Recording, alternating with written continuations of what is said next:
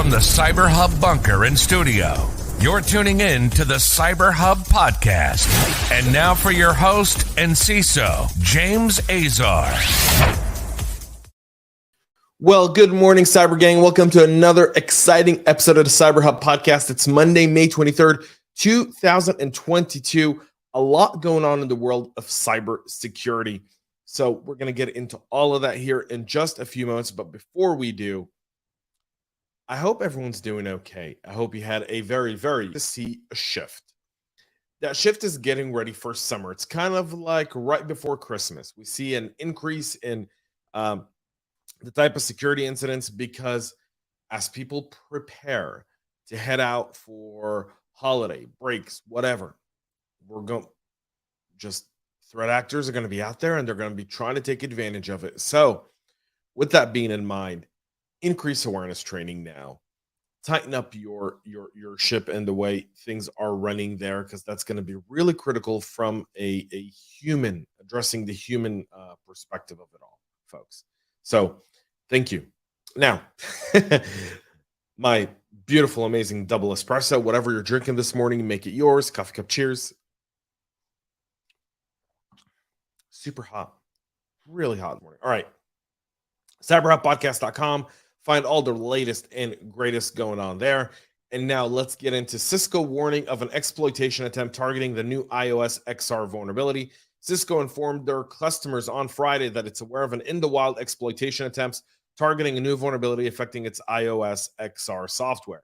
The CVE it's tracked 2022-20821 was discovered by Cisco during the resolution of a support case.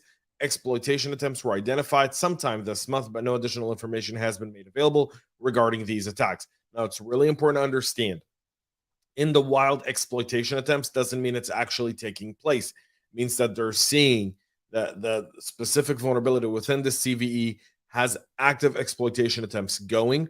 Doesn't mean they're successful, but again, it doesn't take away necessarily the need to patch this. It is a medium severity rating, has a CVSS score of 6.5. It can allow a remote unauthenticated attacker to access a Redis instance that is running within a container named Nausea. So the issue affects the health check RPM in iOS XR software and is related to the TCP port 6379, which is the RPM opens by default on activation. The vulnerability itself appears to only impact Cisco 8000 series routers running iOS XR 7.3.3. With the health check RPM active, a patch is included in version 7.3.4. So something to keep an eye out for today and make sure you get it patched. Google is saying a predator spyware infected Android devices using a bunch of 0 days. Google's threat analysis group TAG says that the state-backed threat actor used 5 0-day vulnerabilities to install predator spyware developed by commercial surveillance developer Citrox. In these attacks, part of the 3 campaigns that started in August and October of 2021, the attackers used 0-day exploits targeting Chrome and Android OS to install predator spyware implants on fully up-to-date Android devices. Citrox itself sold this to different government actors, again, taking advantage of these 0 days. The government-backed malicious actors who purchase and use these exploits to infect Android-targeted devices with spyware are from Egypt, Armenia, Greece, Madagascar, Cote d'Ivoire, Serbia, Spain, and Indonesia, according to Google's analysis. These findings align with a report on Citrox mercenary spyware published by Citizen Lab in 2021 when they discovered a malicious tool on the phone of exiled Egyptian politician Ayman Noor. Ayman Noor. Noor's phone was also infected with NSO's group's Pegasus, so the two tools are being operated by 2 different government clients per Citizens Lab, as they continue to highlight governments using spyware to target opposition and journalists and so much more. Spyware implant dropped using Android's banking Trojan. So you can tell Android remains an extremely vulnerable OS, and no different than anything else. Not only is it 0 days, but multiple 0 days allowed for a significant threat there. So luckily this is government based, but again, this goes to kind of the idea that if they're selling these tools to government and if eventually threat actors get sophisticated, especially state threat actors, you can see where that would impact your organization. Malicious PyPI packages opens backdoors on Windows, Linux, and Macs. Another malicious Python package has been spotted in the PyPI registry, performing supply chain attacks to drop Cobalt Strike beacons and backdoors on Windows, Linux, and Mac OS system. PyPI is a repository of open source packages that developers can use to share their work or benefit from others' work. Downloading the functional libraries is required for their projects. On May 17th, threat actors uploaded a malicious package named PyMafka onto PyPI. The name is very similar to PyKafka, a widely used Apache Kafka client that counts over 4 million downloads on the PyPI registry. The type of squatted package only reached a download count of 325 before it was removed. However, it could still cause significant damage to those affected, as it allows initial access to the internal network of the developer. Sonatype discovered PyMafka and reported it to PyPI, who removed it. Nonetheless, if you've downloaded that, you want to get it removed. Again, a software kind of bill of materials is so critical here. The script detects the host operating system, and depending on whether it is Windows, Linux, or Mac OS, fetches a compatible malicious payload that's executed on the system itself. For a Linux system, the Python script connects to a remote URL at an IP address of 39.107.154.72 and pipes the output to the bash shell. Unfortunately, the host is down at the time of this writing, so it's unclear what commands are executed. For Windows and Mac OS, the payload is a Cobalt Strike beacon, which provides remote access to infected devices. So keeping all that in mind, you want to make sure you've got it. From a safe perspective, one, you always want to have an audit of any open source repositories that are used in your environment.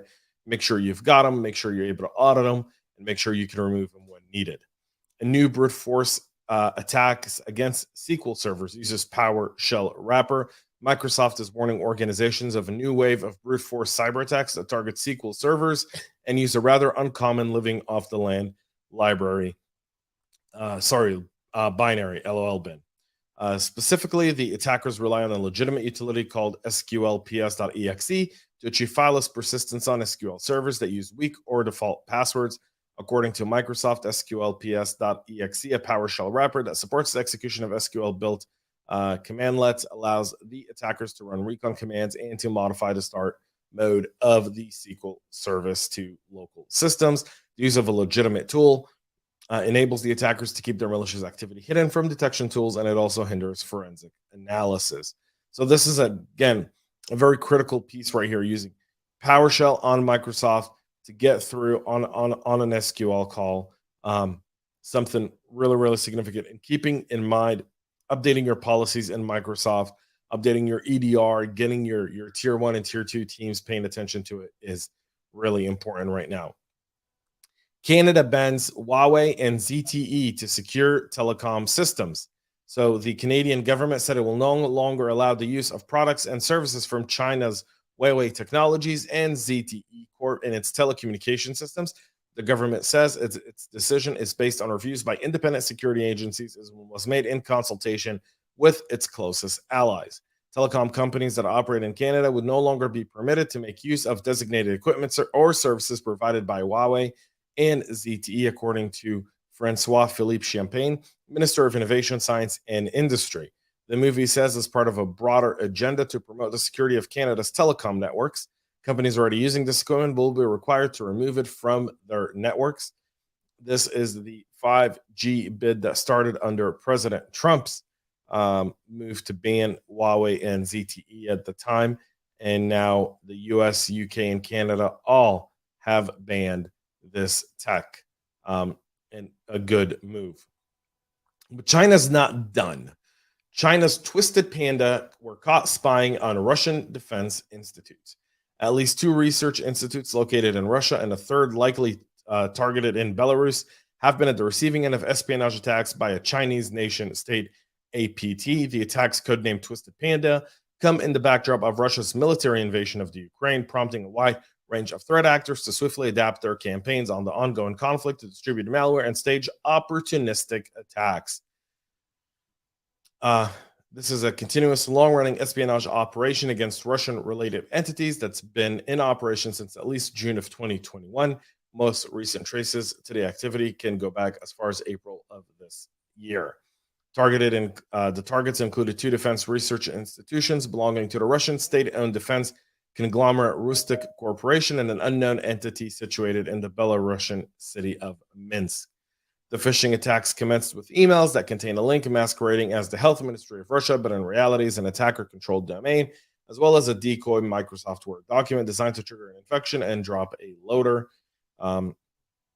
So China continues spying on Russia, and one might argue why. Well, very easy. Russia and China don't really get along, folks. We've made them allies, but they're not really traditional allies. Russia could be a very powerful ally in our fight to contain China, if only our leaders sought to make that a reality and not just continue with Cold War rhetoric. So agree or disagree, China is a greater threat than Russia globally, and one that needs to be addressed. And we're seeing why the Chinese are now also targeting the Russians. They see the Russians weakening from the war in the Ukraine, and they're starting to plan their moves against the Russians, just like they are against the rest of the world here shortly, folks. That's it for our show today. We'll be back with a lot more tomorrow. Until then, have a great rest of your day, and most importantly, stay cyber safe. We love feedback, so make sure to connect with us on social media and subscribe to our podcast on your favorite podcast listening platform.